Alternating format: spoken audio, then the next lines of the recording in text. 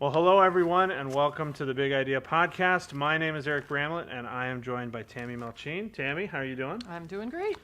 Good, good. Well, this, it shouldn't take too much time to be able to communicate the content for this particular Big Idea series. We've had some 4s, some 5s. Have we had a 6 recently? I think it's been a while. Okay, been a while for a 6, Yeah. but this is a 3-week series. That's it. So 3 weeks. It's summer. It'll be It's like that. Yeah, it'll be done like that. I mean, by the time we begin this, it'll practically be over. And the title for the series is In the Beginning. Tammy, why don't you get us started with kind of the overview for this whole series, and maybe even a little bit of background in terms of like how this series kind of came to be, because I think this is something that we've been wanting to talk about for a long time, and kind of found a really good way to talk about it. Yeah, there's a couple topics that we'll get to here in a minute that are things that we've wanted to talk about and then trying to figure out how to put them into a series, and somehow it just snapped together to anchor them in Genesis 1, because that's really where they start. And so that's why we came up with the title In the Beginning, because the key scriptures are right from that first chapter of Genesis. And really what this series is about is, in the beginning, God had a dream. And so we're going to talk about that dream broadly in the first message, but then a couple specific things about that dream in the next 2 messages. Very good. All right. Well, and it'll be a little bit different in the sense that it's using the construct, I guess, to deal with some issues that reflect back to the story. Yeah. As opposed to maybe we're going to spend some time talking about Adam and Eve and who they were. We're going to spend some time and talk about Cain and Abel. It's not that kind of In the Beginning series. No. Yeah. All right. Well, let's dive right in then. Let's Okay. talk about, I guess, the overall series, where we're headed, and maybe jump into week 1. Okay.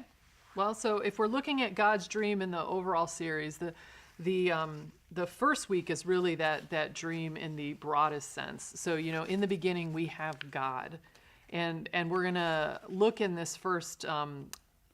We're gonna dive into some light topics like the Trinity.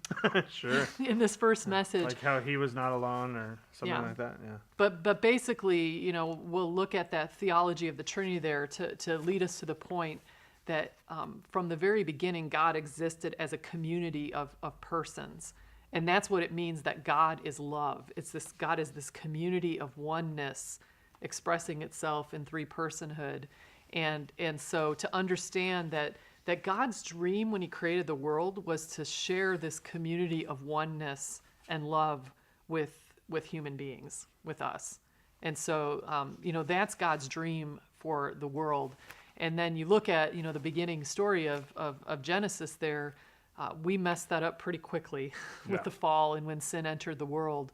And so the rest of time since then has been about God restoring that dream and working to restore that dream. And the good news is he's already done everything that needs to be done in the person of Jesus for that dream to be restored. But the challenge in this first week is then how are we going to respond to that? And there's a challenge to love him back. Mm-hmm. Now there's a nice little tidbit I saw in the map about choreography.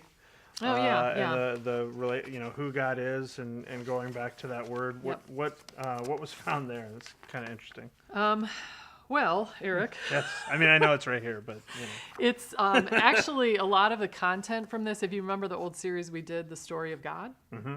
A story of everything. A story of everything. Week yes. 1 or whatever. Yes. A lot of this content is going to be similar to that first week, The Story of God. So we actually pulled that from there. This idea of where's that word? Perichoresis. Yeah, perichoresis. As part of the way to describe this relationship between the Father, the Son, and the Holy Spirit. We talk about there how the earliest Christ followers had a word for this, and that's that word which means to dance or to flow around one another. This image of like being in perfect step with one another on the dance floor. Yeah. I think this is the sign language for that. That is. I think I'm almost sure that it isn't, but that won't stop us from using it.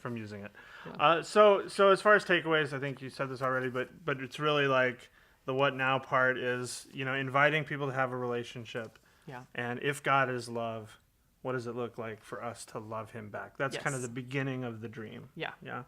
That's our part in helping restore his dream. That's good. Yeah. All right. I love that. Let's talk about week 2 then, because now we're starting to get into some, I guess, maybe modern day explorations of what it looks like to restore God's dream and how it reflects back to Genesis. Yeah. And it's kind of exciting because weeks 2 and 3 are 2 topics that I don't think we have ever addressed on a Sunday morning. No, At certainly community. not.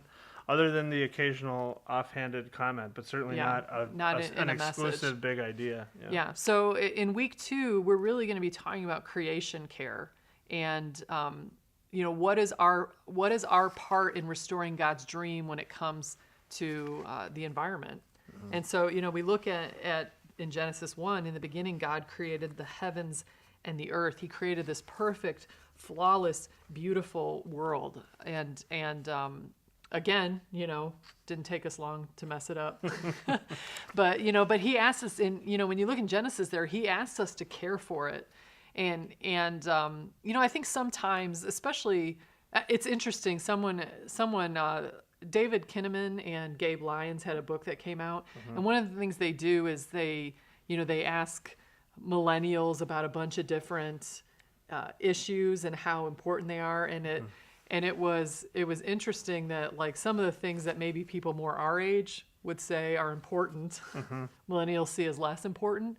But one of the things that millennials see as, like, one of the biggest ways people sin is a lack of creation care. Yeah. Yeah, interesting. And so, I mean, especially for younger generations, this is a big issue. And I think sometimes people that are maybe more our age and older, we think it's not a big deal. And so some of this message is about, no, it really kind of is a big deal. Well, yeah, and I think it becomes one of those things too, where when it comes to the Adam and Eve storyline, I think we have probably tended to pick and choose which parts of that apply to Matter us. to us. Yeah, and which one, and I can say for myself, like, when I hear the story of God telling to, Adam or whatever, I want you to tend, you're in charge, I want you to tend, I want you to name the animals, I want you to take care of all this stuff. Like, my lens on that is pretty much just, well, that's what happened to Adam. Yeah. Then when we get to, like, the sin part and the woman and the, and all of that, then I'm like, well, that's true for us today. Well, it turns out it's probably all of it should be true all of for it us matters, today. yeah. And we'll likely be addressing these 3 things that are on the map, because creation belongs to God. I mean, it is his glory, and we were entrusted with caring for it. I mean, that's one reason it should matter. It needs to matter because it helps both Christ followers and not yet Christ followers understand or see God. And part of that, I heard one illustration, I think it was Bill Hybels, that said, probably most of us can name an experience that we had where God just seemed present and near to us in some experience we had in nature. And we don't tend to have those experiences when we're standing next to a landfill or when we're in, it's kind of like he's talking about how creation is even meant to lead us to that connection with God. But then also you go to the Romans passage where it says, God's qualities can be seen in what he made. And so how people that are not yet Christ followers, so the creation matters because it is a way that helps people find their way back to God. Yeah. And then also a very practical thing in our world is that the damage that's been done to creation, to the environment, it ends up hurting the most vulnerable among us. And I'm not very learned in that, but that's one of the things I have our research group looking at, is to give us some real tangible, practical things of how that has happened. Oh, that's good. That's good. Well, I can say personally, last year going to the Philippines and seeing, basically an entire community that was built out of the economic benefit of scraping through the trash. I mean, you have an entire community that's basically existing in a land dump, like this. I mean, it's just completely tragic and terrible. And so, it's a very strange and shocking combination of elements, because you're looking at just these heaps and heaps, these mountains that are artificial mountains of trash. And then just off the horizon past it are these beautiful Philippine mountains and landscapes. So there's definitely work to be done there for sure. So that was something that stuck with me for sure.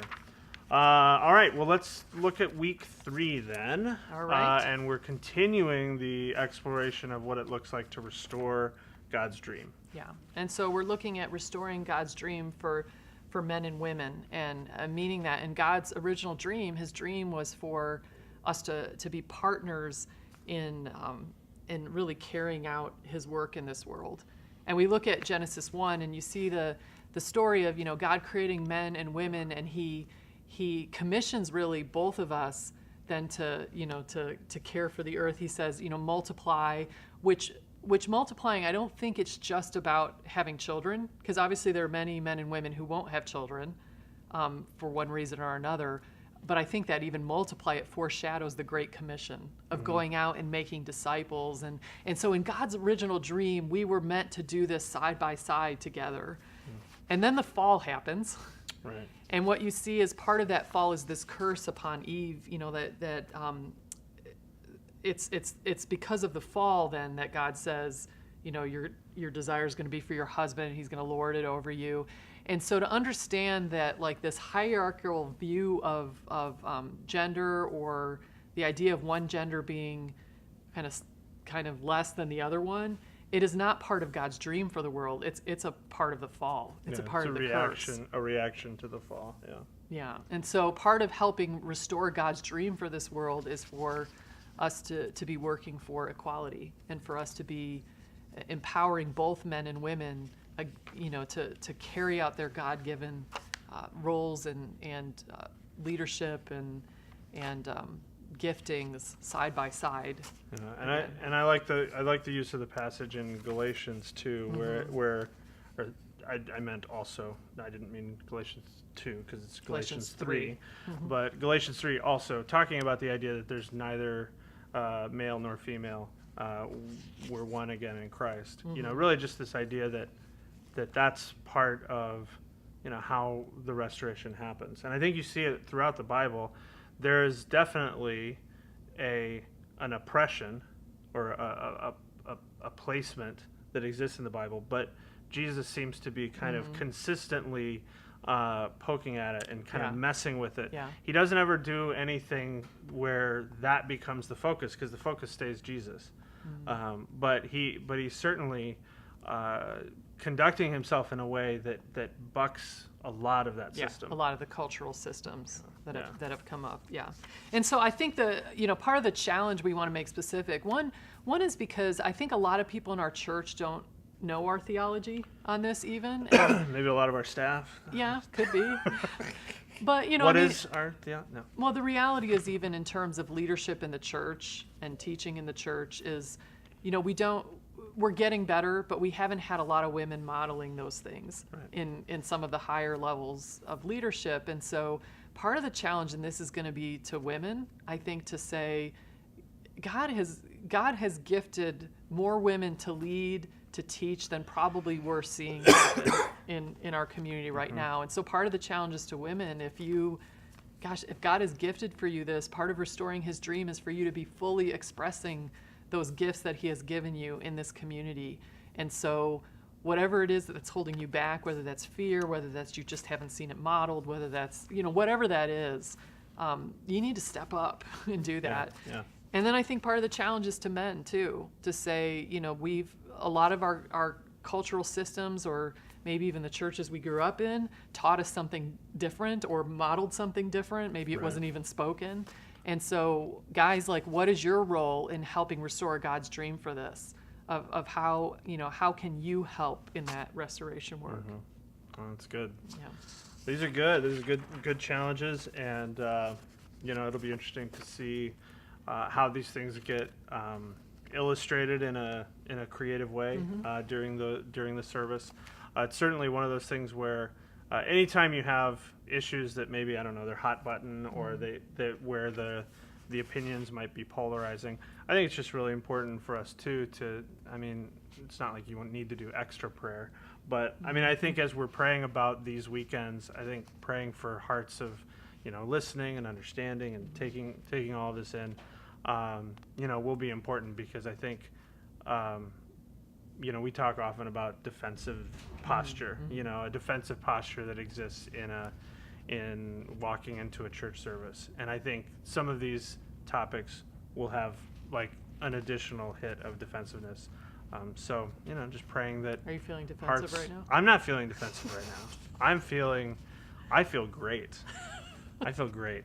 I just know what happens when somebody says, I mean, really, like on any political side, if you say we're going to talk about the environment, Yeah. okay, well, all right. Global warming's not real. Right. Global warming's real. Right. Yeah, exactly. Yeah. And And the gender gender. equality, Mhm. you have, I mean, so there's a lot there. Yeah. I just think it's important to make sure we acknowledge that without pandering to it. Yeah. Anyway, just some food for thought. Well, thanks very much, Tammy. Anything we're missing or anything we I need don't to think be so. thinking about? I All think right. we got it. In the beginning, it is. So thanks so much, and we are praying for lots of really fruitful and multiplying-ish brainstorms for this topic. So thanks so much. This has been the Big Idea Podcast. This has been Tammy, and I've been Eric, and we will see you next time. So long, everybody.